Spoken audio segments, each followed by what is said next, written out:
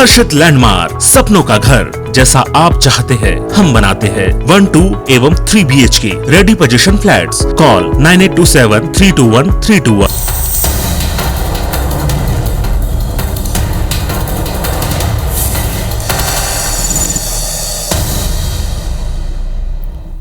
नमस्कार, सुप्रभात। आप तमाम दर्शकों को IVS24 के पूरे परिवार की तरफ से दीपोत्सव की शुरुआत हो रही है। धनतेरस आज है। सबसे पहले तो धनतेरस और दीपोत्सव की शुभकामनाएं। और आज का दिन बड़ा खास है क्योंकि आज मध्य प्रदेश में 4 सीटों पर उपचुनाव के नतीजे आ जाएंगे। तमाम दावे जो हमने सुने महीनों से, उनका नतीजा आज हमको मिलेगा।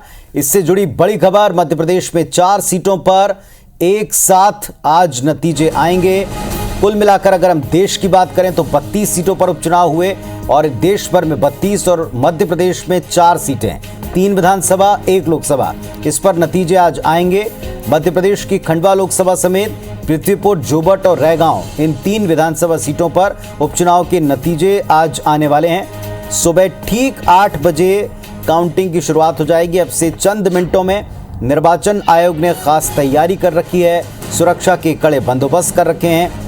खंडवा लोकसभा सीट के ऊपर शासकीय आदर्श महाविद्यालय में ईवीएम को रखा गया और अब इसके बाद इन्हें निकालकर काउंटिंग की शुरुआत होगी। मतगणना के लिए खंडवा संसदीय क्षेत्र की अलग अलग विधानसभाओं के लिए रूम्स अलॉट हैं और 14 टेबल इसमें लगे हैं। सबसे पहले पोस्टल बैलेट गिने जाएंगे, जो हर बार होता है। इसके बाद खंडवा में मुख्य मुकाबला अगर हम देखें तो बीजेपी कांग्रेस के बीच है। हर जगह मुकाबला बीजेपी कांग्रेस में है। ज्ञानेश्वर पाटिल और राजनारायण सिंह, ये खंडवा के 2 चेहरे हैं बीजेपी कांग्रेस से जिनके बीच मुकाबला है। पृथ्वीपुर, जोबट, रैगांव, इन 3 विधानसभा सीटों पर भी काउंटिंग है। तो ये खंडवा सीट पर आप मुकाबला देख रहे हैं, ज्ञानेश्वर पाटिल वर्सेस राजनारायण सिंह। दोनों पक्षों की तरफ से धुआंधार प्रचार हुआ है, दावे अभी तक चल रहे हैं। इधर पृथ्वीपुर में नितेंद्र सिंह राठौर कांग्रेस के उम्मीदवार और शिशुपाल यादव बीजेपी से उम्मीदवार। नितेंद्र सिंह राठौर अपने पिता के निधन के बाद कांग्रेस पार्टी से उम्मीदवार बनाए गए। वरिष्ठ नेता रहे कांग्रेस के, दूसरा पूर्व मंत्री भी रह चुके हैं इनके पिता। उनके निधन के बाद ये सीट खाली हुई थी। फिर जोबट सीट की बात करें, सुलोचना रावत जो एन वक्त पर कांग्रेस से बीजेपी में जाकर शामिल हुई, उन्हें बीजेपी ने उम्मीदवार बनाया। महेश पटेल को उनके सामने कांग्रेस पार्टी ने उतारा। यहाँ भी मुकाबला दिलचस्प है। सुलोचना रावत भारतीय जनता पार्टी में जाने के बाद विजय प्राप्त करती हैं, कांग्रेस के उम्मीदवार जीतते हैं। इधर प्रतिमा बागरी भारतीय जनता पार्टी की उम्मीदवार रैगांव से खड़ी की गई और धुआंधार प्रचार हुआ। कल्पना वर्मा ने भी जमकर टक्कर दी, कांग्रेस पार्टी की उम्मीदवार, उनकी तरफ से भी कई शिकायतें की गई और एक्टिव तौर पर पूरा प्रचार दिखा। तो इन 4 सीटों पर किसके दावे सच हैं, किसको जनता ने चुना है, किसको जनता ने आशीर्वाद दिया, और हम कहेंगे कि आज धनतेरस पर या दीपावली पर किसे दिवाली बनाने का अवसर मिलेगा, थोड़ी देर पता चलेगा। और इस वक्त 2 सहयोगी हमारे साथ में जुड़ गए हैं। मृदुल पांडे जुड़ गए हैं और साथ में शशिकांत जुड़ गए हैं। सबसे पहले हम मृदुल के पास चलते हैं। मृदुल, बताएं क्या स्थिति है वहां, काउंटिंग को लेकर क्या तैयारी? बिल्कुल, काउंटिंग की जिला प्रशासन निर्वाचन आयोग ने पूरी तरह से तैयारी कर रखी है। यहाँ पे 2 रूम बनाए गए हैं जिसमें 7-7 टेबलें लगाई गई हैं। 23 राउंड में ये पूरी गिनती होगी और 23वें राउंड के बाद फाइनल नतीजे आ जाएंगे कि जीत का सेहरा जनता ने किसके सर बांधा है। यहाँ पे 16 प्रत्याशी मैदान में है और आपको बता दूं कि 16 प्रत्याशियों की किस्मत जो है ईवीएम में कैद है, जो अभी स्ट्रांग रूम में बंद है। कुछ ही मिनटों के अंदर स्ट्रांग रूम का ताला खोला जाएगा और गिनती शुरू हो जाएगी और नतीजे आना भी शुरू हो जाएंगे। यहाँ पे अहम मुकाबला अगर देखें तो कांग्रेस और भाजपा में है। कांग्रेस की कल्पना वर्मा और भाजपा की प्रतिमा बागरी के बीच अहम मुकाबला देखा जा रहा है और जीत के अपने अपने दावे हैं। कांग्रेस के जो राजनीतिक सलाहकार हैं उनका दावा है कि वो 7 से 8 हजार की लीड से जीतने वाले हैं। वहीं भाजपा के जो विशेष सलाहकार हैं उनका दावा है कि वो 4 से 5 हजार की लीड से वो जीत हासिल कर रहे हैं। लेकिन नतीजे अभी आना बाकी है। हालांकि अनुमान लगाया जा रहा है कि तकरीबन दोपहर 3 बजे तक फाइनल नतीजे आ जाएंगे और किसे दिवाली बनाने का मौका मिलने वाला है ये 3 बजे तक पता चल जाएगा। जी बिल्कुल ठीक है। और दिन भर हम नजर रखने वाले हैं, तो आपको भी दिवाली की शुभकामनाएं मृदुल। और साथ में शशिकांत भी जुड़े हैं, उनको भी सुप्रभात और दीपावली की शुभकामनाएं। आप भी बताएं क्या तैयारियां चल रही हैं, 8 बजने को ही है। जी मैं बता दूं, खरगोन के पीजी कॉलेज में खंडवा लोकसभा उपचुनाव की 2 विधानसभा बीकनगांव और बड़वा की मतगणना ठीक 8 बजे शुरू होगी। और मतगणना के लिए पीजी कॉलेज के स्ट्रांग रूम से ईवीएम का आना भी शुरू हो चुका है और केंद्रीय चुनाव आयोग के पर्यवेक्षक उनकी मौजूदगी में यहाँ पर वोटों की गिनती की जाएगी। देखे जाए तो यहाँ पर कड़ी सुरक्षा व्यवस्था की गई है। यहाँ पर जो भी अभिकर्ता यहाँ पर पहुंच रहे हैं उनको चेकिंग के बिना यहाँ पर प्रवेश नहीं दी जा रहा है। यहाँ तक कि मीडिया को भी चेकिंग के दौरान चेक किया जा रहा है हर तरीके से। और इसके लिए बता दूं, यहाँ पर 2 कक्ष बनाए गए हैं। कोरोना को देखते हुए 7-7 टेबलें लगाई गई है। कुल 14 टेबलों पे ये गिनती होगी दोनों विधानसभा में और कुल 114 कर्मचारियों को यहाँ पर तैनात किया गया है। और जैसे ही 8 बजे शुरू होगी, ईवीएम खुलना होगा शुरू, और तत्काल इसका रिजल्ट सबसे पहले हम IBC 24 पर दर्शकों को उपलब्ध कराएंगे। यहाँ पर दोनों दलों में उत्साह देखा जा रहा है और जीत के दावे भी किए थे। यहाँ पर बता दें कि खरगोन दोनों विधानसभाओं में खरगोन जिले की भीकनगांव और बड़वा विधानसभा में 62 से 63% मतदान हुआ था। आज देखने वाली बात यह होगी कि किस दल के प्रत्याशी को दिवाली मनाने का मौका मिलता है और किसे निराशा मिलती है। लेकिन एक बात है कि जितना प्रचार हुआ था उतना प्रतिशत वहां से नजर आया नहीं था जो उम्मीद की जा रही थी। हालांकि कई वजह हैं, त्योहारी सीजन है, लोग कृषि के काम में बिजी थे और ये आपने बिल्कुल ठीक कहा कि अभी जो 62-63% है ये किसको गया ये पता चलेगा, किसे जनता ने चुना है। लेकिन अब की बार बहुत सारे शिकायतें भी की गई। हमने देखा था इस उपचुनाव में बड़े चुनाव की तरह प्रचार हुआ था और बहुत सारी शिकायतें आई थी। कैसे व्यवस्था जमाई जाएगी, क्या और किस तरह के प्रतिनिधि अंदर जा पाएंगे, इसको लेकर पूरे निर्देश साफ हैं, स्पष्ट हैं? जी मैं बता दूं, निर्वाचन आयोग के निर्देशों का कड़ाई से पालन किया जा रहा है यहाँ पर और उन्हीं को प्रवेश दिया जा रहा है जो पहले से जो पार्टी ने अधिकृत किया है। और बात की जाए तो कोरोना को देखते हुए भी यहाँ पर सिर्फ पहले 14 टेबलें लगाई जाती थी एक साथ, लेकिन इस बार जो है 7-7 टेबलों में ही इसमें काउंटिंग की जाएगी। और उसी को देखते हुए यहाँ पर जिला प्रशासन द्वारा, जिला निर्वाचन कार्यालय द्वारा व्यवस्था की गई है। खंडवा लोकसभा की अगर बात करें तो यहाँ पर कुल 16 उम्मीदवार मैदान में थे। भाजपा के ज्ञानेश्वर पाटिल और कांग्रेस से राजनारायण पुन्नी सहित 16 उम्मीदवारों के भाग्य का फैसला आज यहाँ पर ईवीएम से खुलेगा।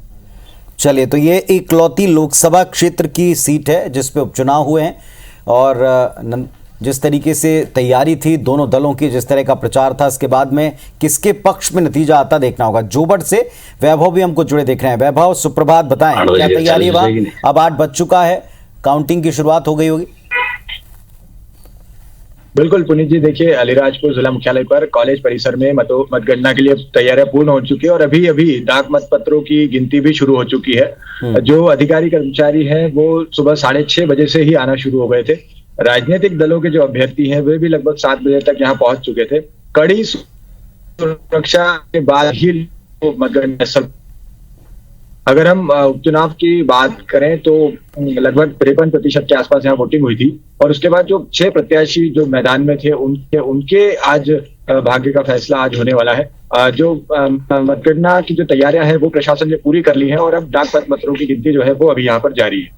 जोबट को लेकर हमने उस दिन भी कई बार वैभव चर्चा की थी और ये सवाल पूछा था कि इतना कम प्रतिशत क्यों रहा है। वजह बहुत सारी रह सकती हैं, लेकिन ये जो कम प्रतिशत है इसको लेकर चर्चाएं तो हुई होंगी इन 2-3 दिनों में, दावों के साथ साथ।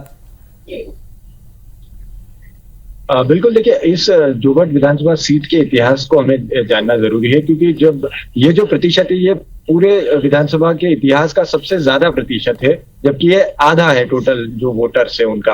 इस पूरी सीट का इतिहास रहा है। सबसे कम प्रतिशत जो प्रदेश में होता है वो लगातार जोबट विधानसभा सीट में देखने को मिलता है। ये जो प्रतिशत है ये लगातार प्रशासन के जो प्रयास रहे हैं, जो स्वीप, उन सब का नतीजा है कि पिछले अगर हम चुनाव की बात करें तो 52% के आसपास कुछ मतदान हुआ था और इस बार कुछ फीसदी बढ़कर लगभग 0.46% बढ़कर 53% के आसपास ही मतदान हुआ है।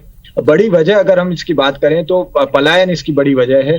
बड़ी संख्या में जो आदिवासी मतदाता हैं, चूंकि आदिवासी बाहुल्य सीट है तो आदिवासी मतदाता बड़ी संख्या में यहाँ से पलायन करके गुजरात और अन्य राज्य में चले जाते हैं और इसी की वजह से जब चुनाव पास आते हैं तो मतदाता यहाँ आ नहीं पाते हैं अपना काम छोड़कर और इसी की वजह से ये जो मतदान प्रतिशत है वो लगातार हमें इस सीट पर कम ही नजर आता है हर चुनाव में। बिल्कुल, मृदुल के पास चलेंगे। मृदुल, रैगांव सीट से जो प्रचार का हमने टेम्परेचर देखा था, सर्दियां बढ़ रही थी लेकिन तापमान पूरा बढ़ा हुआ था। जिस तरह का प्रचार हुआ, जैसे आरोप लगे, जैसे वहां की पॉलिटिक्स चल रही है, इसके हिसाब से इन 2 दिनों के भीतर दावों का पोस्टमार्टम किया गया होगा। लोग अपने हिसाब से तय कर रहे होंगे। बहुत सारे विश्लेषकों ने बातचीत की होगी कि किसके पक्ष में हवा गई, जो प्रतिशत रहा है उसको भी लोग किसके पक्ष में गया होगा, इसके कयास लगा रहे होंगे। किस तरह का वातावरण रहा है? देखिए, दोनों ही दलों के, कांग्रेस और भाजपा के दलों के जो विशेषज्ञों की माने तो उनके अपने अलग अलग दावे हैं। अगर कांग्रेस के विशेषज्ञों की बात करें तो उनका दावा है कि वो 7 से 8 हजार के अंतर से वो जीत रहे हैं। वहीं भाजपा का अलग दावा है, उनका कहना है कि 4 से 5 हजार की वो लीड कर रहे हैं। लेकिन अगर मतदान का प्रतिशत देखें तो 69% मतदान रैगांव विधानसभा में हुआ है, और जो कि अगर ऐसा विशेषज्ञों का मानना है कि अगर मतदान का प्रतिशत कम होता है तो वो कांग्रेस के पक्ष में जाता दिख रहा है। लेकिन अगर वहीं बीजेपी की बात करें तो उनका अपना दावा है कि वो उन्होंने पूरी ताकत झोंक दी है इस चुनाव में, और वो भी जीत हासिल होगी। क्योंकि अगर शिवराज सिंह चौहान इस चुनाव में अहम चेहरा थे और उनकी 8 दौरे, जिनमें 2 दर्जन से ज्यादा सभाएं सतना जिले में हुई हैं, और अगर एक प्रकार से देखा जाए तो पूरी सरकार के 4 मंत्री लगातार यहाँ पे कैंपेनिंग करके और चुनाव प्रचार कर रहे थे। तो इस तरह से बीजेपी का दावा है कि वो उनकी जो तमाम योजनाएं हैं, वो जो डायरेक्ट जनता से जुड़ी हुई योजनाएं हैं, उसके कारण जनता का जनादेश जो है भाजपा के पक्ष में आने वाला है।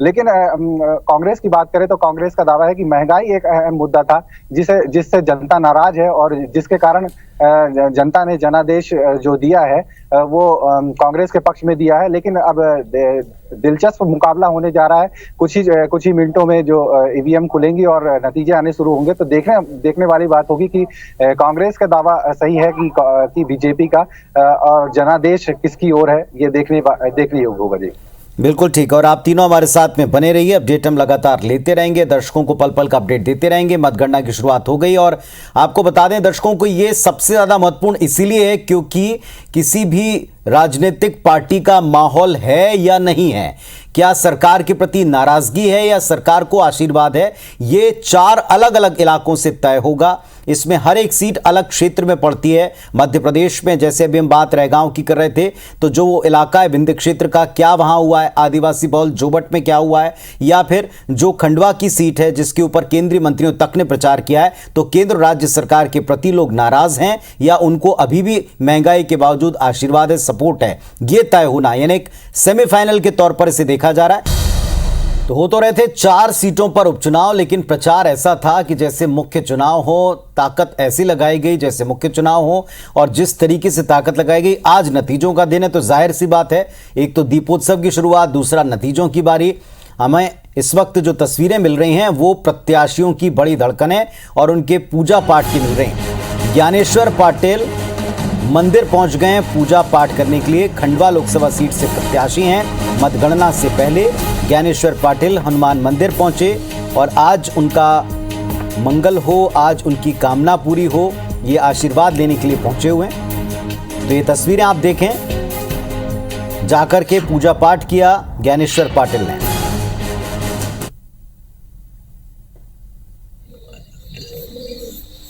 तो खंडवा लोकसभा सीट से उम्मीदवार ज्ञानेश्वर पाटिल पहुंचे हैं हनुमान मंदिर।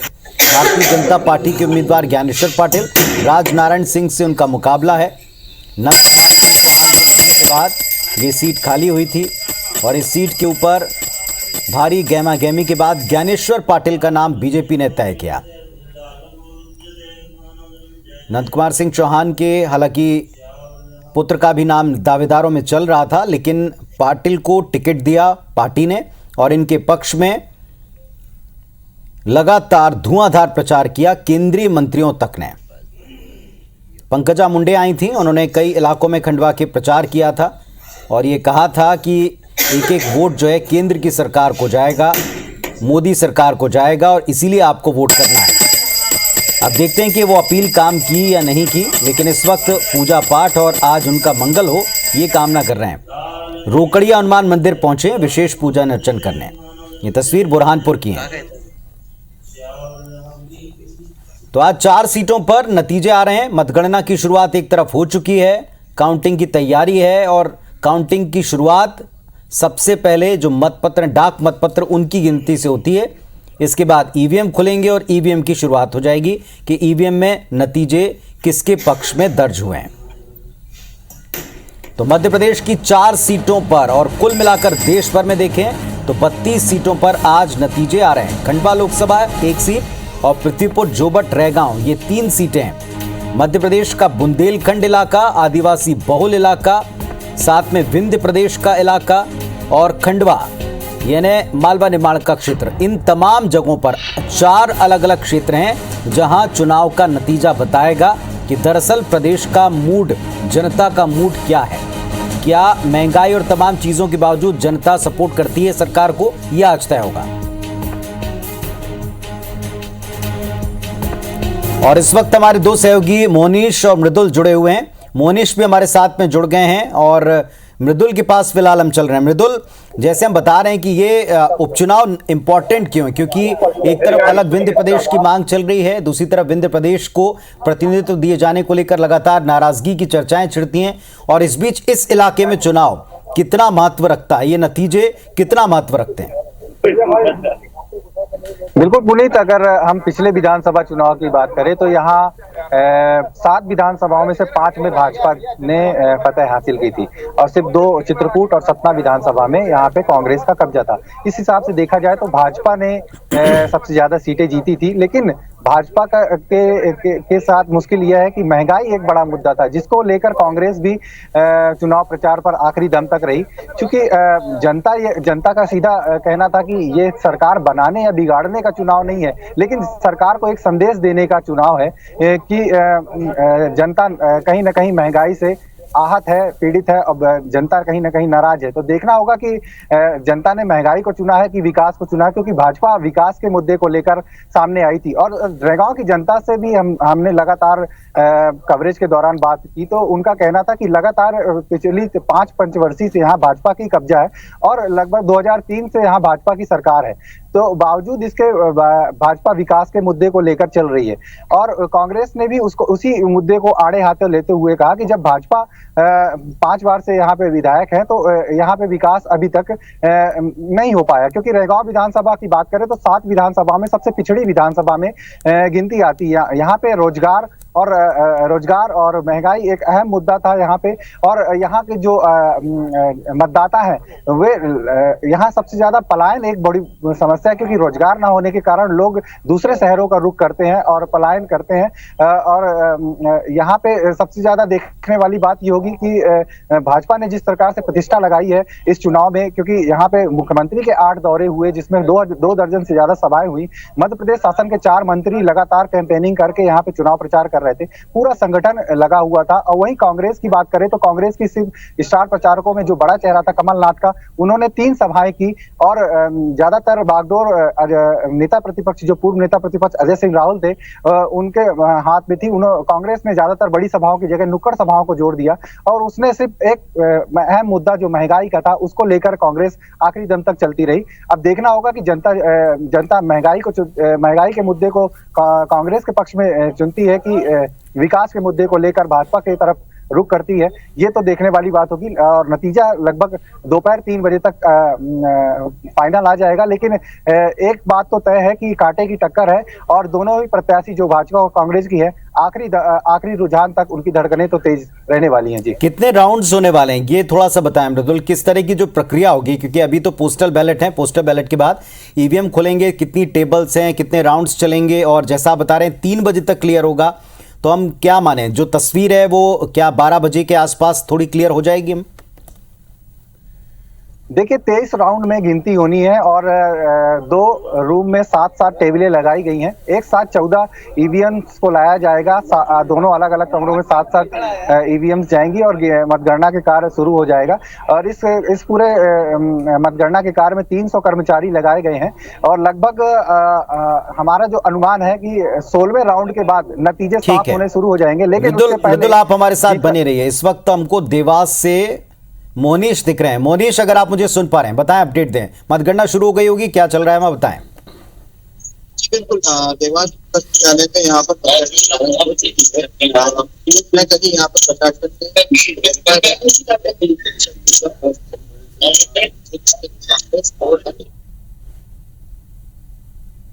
अब जो भी है भाग्य की यहाँ पर जो भी आने वाला है यहाँ पर लगातार अभी कलेक्टर और ऑब्जर्वर्स नजर बनाए हुए हैं।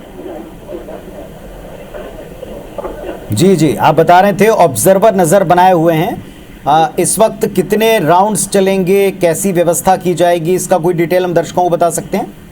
जी बिल्कुल, यहाँ पर लगभग 26 राउंड यहाँ पर होंगे और अभी लगभग पहले राउंड की मतगणना चालू हो चुकी है। देखा जाए तो क्योंकि खंडवा लोकसभा के अंतर्गत बागली विधानसभा जो है यहाँ पर अधिकांश वोट जो है यहाँ पर गिरे हैं। मतगणना भी यहाँ पर लगभग अच्छी खासी देखी, वोटिंग भी यहाँ पर अच्छे खासे हो चुके हैं। मतगणना को लेकर के यहाँ पर काफी उत्साह है। प्रत्याशी और प्रत्याशी सहित सारे पार्टी कार्यकर्ता बाहर मौजूद है।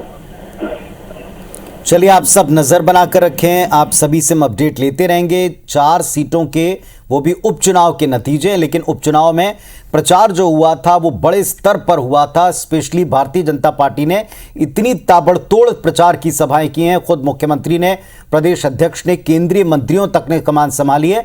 तो जनता क्या भारतीय जनता पार्टी के साथ है, केंद्र राज्य की सरकार के साथ है, या फिर वैसा है जैसा कांग्रेस पार्टी का दावा है कि सरकार के खिलाफ महंगाई को लेकर, बेरोजगारी को लेकर गुस्सा है? ये आज स्पष्ट होगा, जनता का मूड पता चलेगा और आने वाले जो मुख्य चुनाव है उसके लिए दल उस हिसाब से तैयारी करेंगे। दिन भर अपडेट आपको देते रहेंगे। दीपोत्सव की भी आज से शुरुआत है, आप सब अपने कामों में व्यस्त हैं, लेकिन इसके बावजूद पल पल का अपडेट आप i24 पर लगातार देखते रहें। अपनी पूरी टीम के साथ आपको अपडेट हम देते रहेंगे। फिलहाल इतना ही, नमस्कार।